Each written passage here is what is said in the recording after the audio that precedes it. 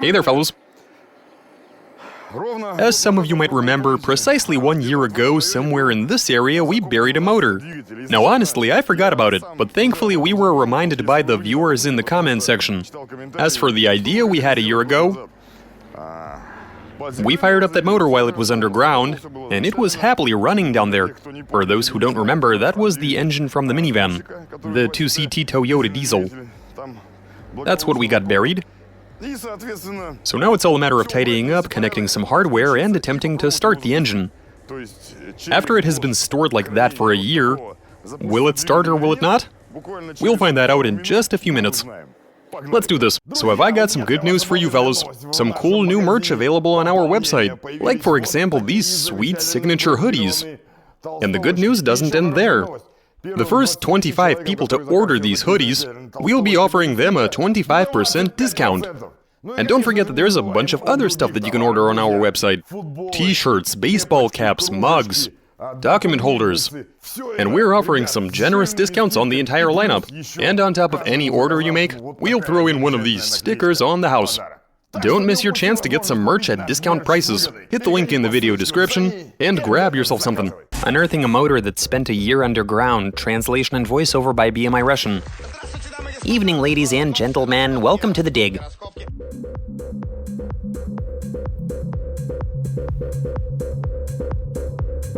Okay, fellas, we've cleaned this area up, which revealed all of the wires we got connected to this engine. And here's the thing.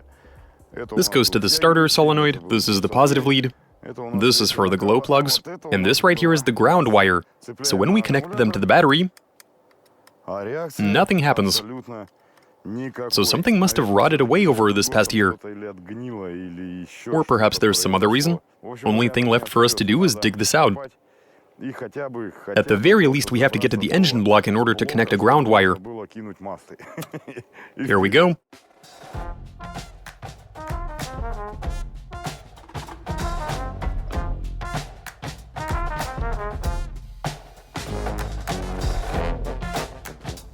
So we've hooked up the ground after digging it up, and so far, well, at the very least, the glow plugs are showing us something.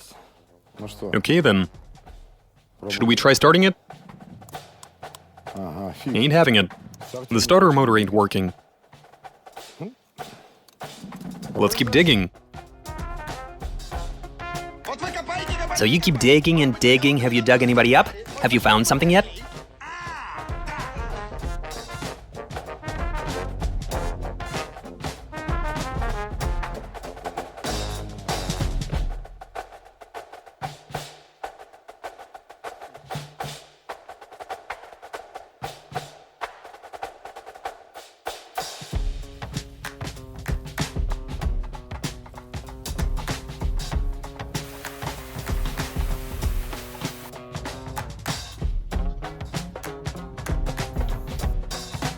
We do need to figure out what's wrong with it.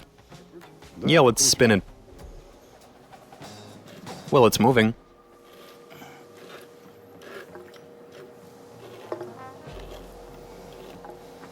You hear that?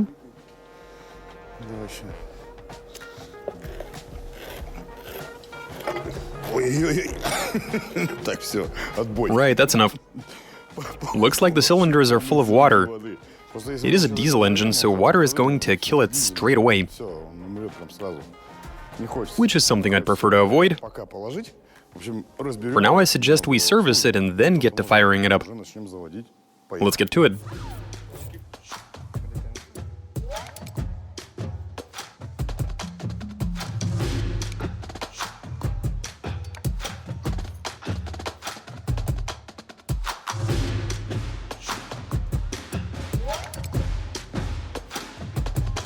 This is literally the first time I've ever seen something like this. Now, if we'd have fired this up, the turbo being filled to the brim with water, it would have started funneling it straight into the engine. The actual water pump is having no trouble spinning. Right, so we've drained the water and disconnected the turbo altogether. 2CTs don't really need the turbo to run, so we'll leave it disconnected, especially since it seems to be seized. We also decided to drop the oil. Though it didn't seem to contain any water, that's always a good precaution. We've removed The glow plugs, I mean, God forbid there's still some water left in there, so that's to expel it. So now we have to pour in some fresh oil, but there's a problem in that none of us own a diesel car, and as a result we don't have oil for a diesel. But then again, I'm pretty sure it can run on the regular variety for what is it, like 5, 7, 10, 15? Even if it's 20 minutes, I'm sure it'll be fine, especially given that the engine isn't under any sort of serious stress. I mean, the standards for diesel oils are obviously higher, but we around here tend to use the good stuff, which ain't doing any harm in just 10 minutes.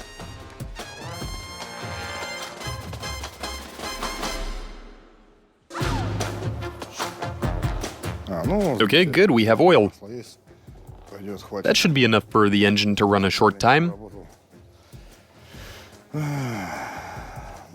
Should we turn it and see how much water is left in there?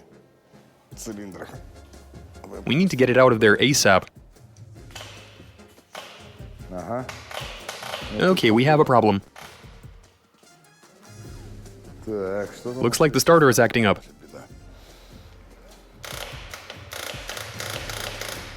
Oh, wait a second, look at that. Sparks and smoke coming from the ground wire. That's a bad connection.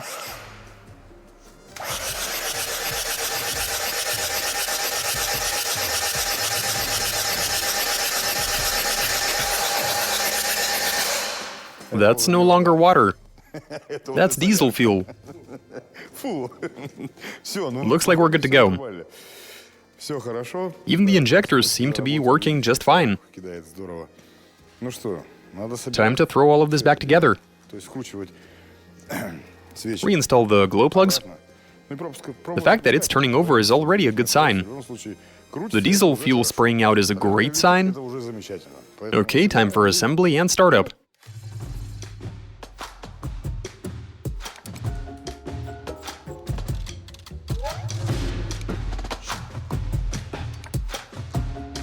Now there's a certain trick we could use to help start the engine. Those who know their way around older diesels are probably aware of such a thing as ether, quick starting liquid.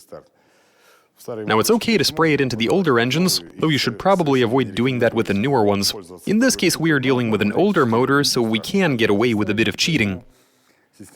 It's a rather simple design, so we can spray in a bit.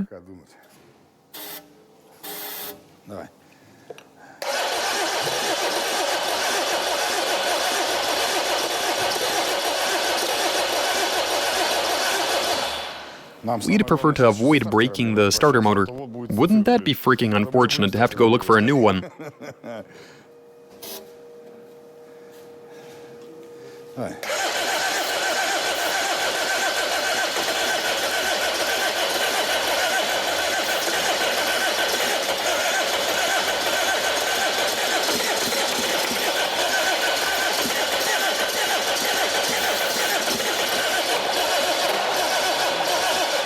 That's too much. Too much. But we're almost there.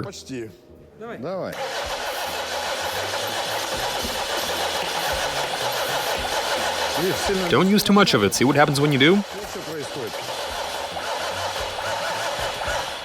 It backfires. We should try beat it in here.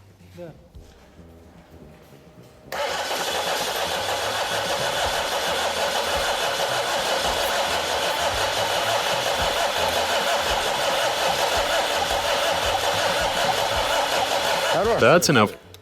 We have oil, maybe there's just not enough of it. Go for it.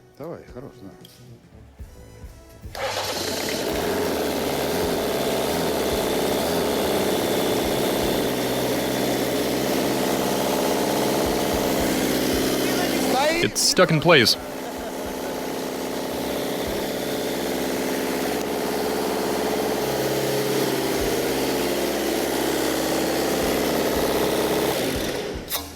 Hold up. Stop rattling for a second. We're looking good here, fellows. The engine starts, we got it to the point. After it's been running for a bit now, it should easily start even without the glow plugs.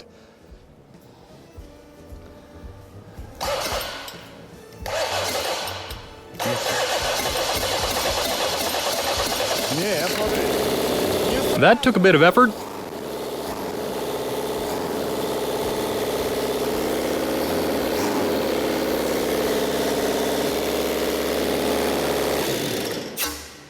So here's the situation, fellas. We've tried doing something similar a number of times with Russian cars, and things usually do tend to work out. But in this case, just the engine which isn't fitted to a car, after it's spent a year underground, and you would have seen us starting it while it was down there. So the dirt around it must have gotten tightly packed while it was vibrating down there. On top of that, you've got water, freezing weather, and all of that just had to have taken its toll. You can clearly tell that it is severely weathered. All of the hoses, the steel bits, and even some of the parts with a special coating. All of that stuff looks rotted, though it's only been down there for a year. The turbo, well, that's completely seized up. I mean, we were unable to even slightly move it. We couldn't move the wheel using fingers, and even after we got the engine running, it still didn't move in the slightest. That's all pretty minute. I was worried that the starter motor would abandon ship, with how iffy it was. In the end, it worked, though. The solenoid got moving, and the starter was able to spin up the engine. The glow plugs were a different story altogether. They weren't really in any danger in the first place. So those and the injectors are still very much functional. Everything appears to have held up, aside from the turbo. So it's not just Russian motors that can run after spending a year underground. Right, fellows? You saw all of this for yourselves then? It all worked out pretty well, I'd say. And that's all I have for you. Watch us, subscribe, suggestions, comments, give us a big thumbs up. All right, catch you later.